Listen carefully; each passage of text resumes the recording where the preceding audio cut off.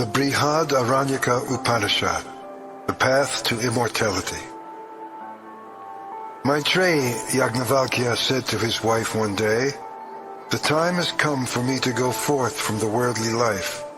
Come, my dear, let me divide my property between you and Katyayani." Maitreyi: "My lord, if I could get all the wealth in the world, would it help me to go beyond death?" Yajnavalkya: "Not at all. You would live and die like any other rich person. No one can buy immortality with money." Maitreyi: "Of what use then are money and material possessions to me? Please tell me, my lord, of the way that leads to immortality." Yajnavalkya: "You have always been dear to me, Maitreyi, and I love you even more now that you have asked me about immortality. Sit here by my side and reflect deeply on what I say. A wife loves her husband not for his own sake, dear, but because the self lives in him. A husband loves his wife not for her own sake, dear, but because the self lives in her. Children are loved not for their own sake, but because the self lives in them. Wealth is loved not for its own sake, but because the self lives in it. Brahmins are loved not for their own sake, but because the self lives in them. Kshatriyas are loved not for their own sake, but because the self lives in them. The universe is loved not for its own sake, but because the self lives in it. The gods are loved not for their own sake, but because the self lives in them. Everything is loved not for its own sake, but because the self lives in it. This self has to be realized.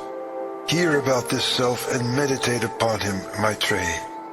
When you hear about the self, meditate upon the self, and finally realize the self, you come to understand everything in life. For Brahmins confuse those who regard them as separate from the self. Kshatriyas confuse those who regard them as separate from the self. The universe confuses those who regard it as separate from the self.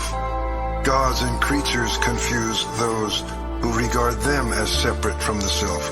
Everything confuses those who regard things as separate from the self. Brahmins, Kshatriyas, creatures, the universe, the gods, everything. These are the self. No one can understand the sounds of a drum without understanding both drum and drummer, nor the sounds of a conch without understanding both the conch and its blower, nor the sounds of a veena without understanding both veena and musician.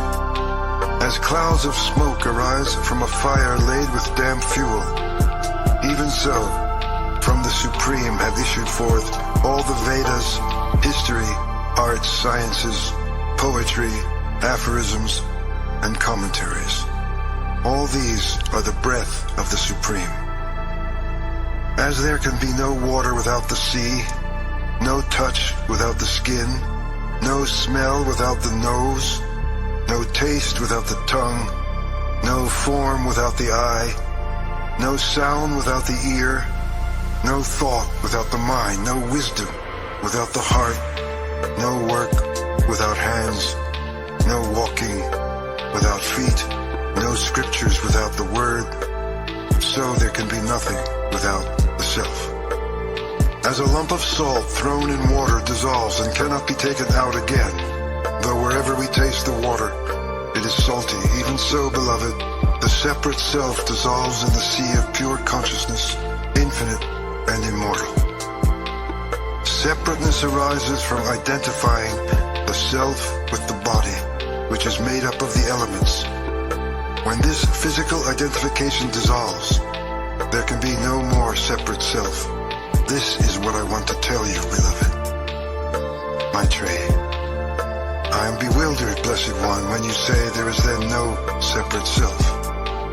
Yajnavalkya: Reflect on what I have said, beloved, and you will not be confused. As long as there is separateness, one sees another as separate from oneself. hears another as separate from oneself, smells another as separate from oneself, speaks to another as separate from oneself, thinks of another as separate from oneself, knows another as separate from oneself. But when the self is realized as the indivisible unity of life, who can be seen by whom? Who can be heard by whom? Who can be smelled by whom? Who can be spoken to by whom? Who can be thought of by whom? Who can be known by whom? My Trey, my beloved, how can the knower ever be known?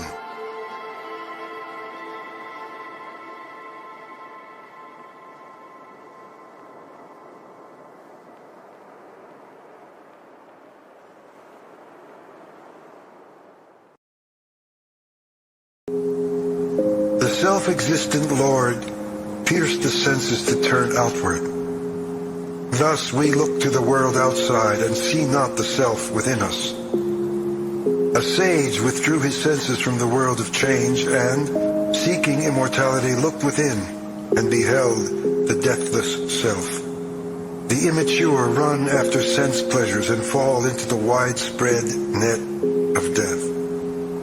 But the wise, knowing the self as deathless, seek not the changeless in the world of change.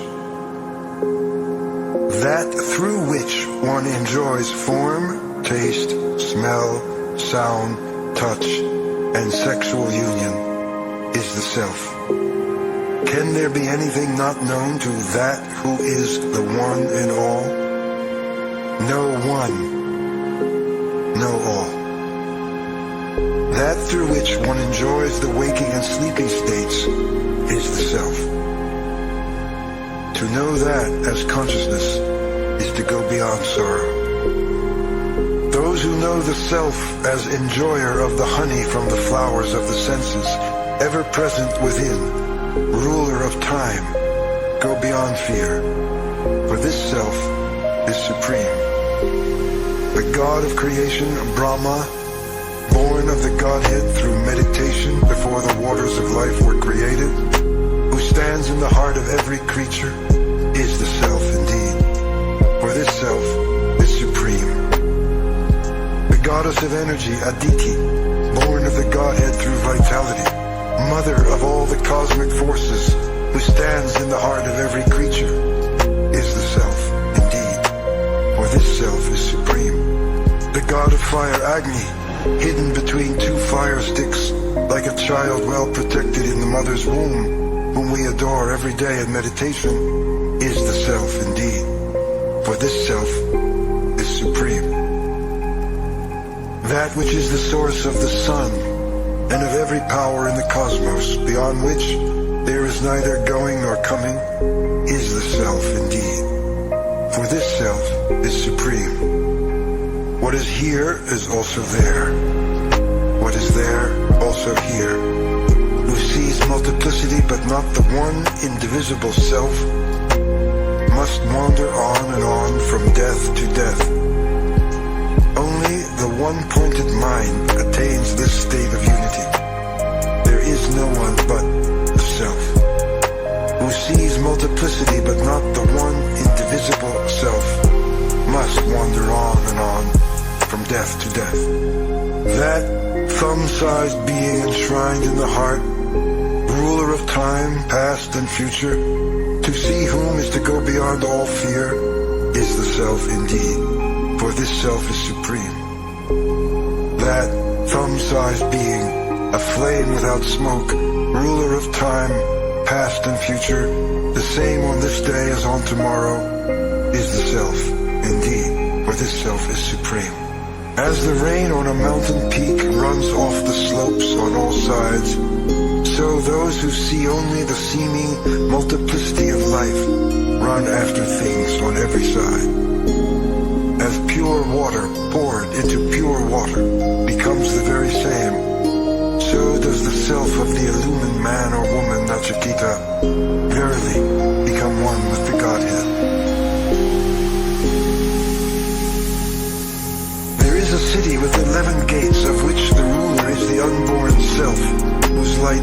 shines. They go beyond sorrow who meditate on the self and are freed from the cycle of birth and death, for this self is supreme. The self is the sun shining in the sky, the wind blowing in space. He is the fire at the altar and in the home, the guest. He dwells in human beings, in gods, in truth, and in the vast firmament. He is the fish born in water, the plant growing in the earth, the river flowing down from the mountain. The adorable one who is seated in the heart rules the breath of life. Unto him all the senses pay their homage. When the dweller in the body breaks out in freedom from the bonds of flesh, what remains? For this self is supreme. We live not by the breath that flows in and flows out, but by him who causes the breath to flow in and flow out. Now, O Nachiketa, I will tell you of this unseen eternal Brahman and what befalls the self after death.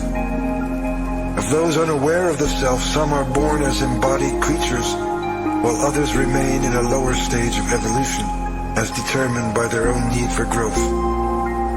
That which is awake even in our sleep, giving form in dreams to the objects of sense craving, that indeed is pure light, Brahman, the immortal, who contains all the cosmos, and beyond whom none can go, for this self is supreme.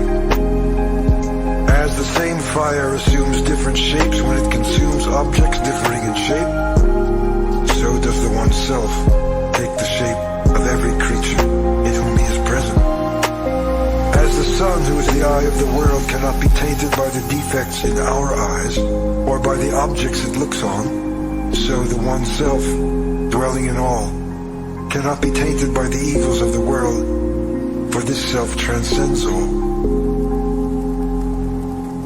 The ruler supreme, inner self of all, multiplies his oneness into many. Eternal joy is theirs who see the self in their own hearts. To none else does it come.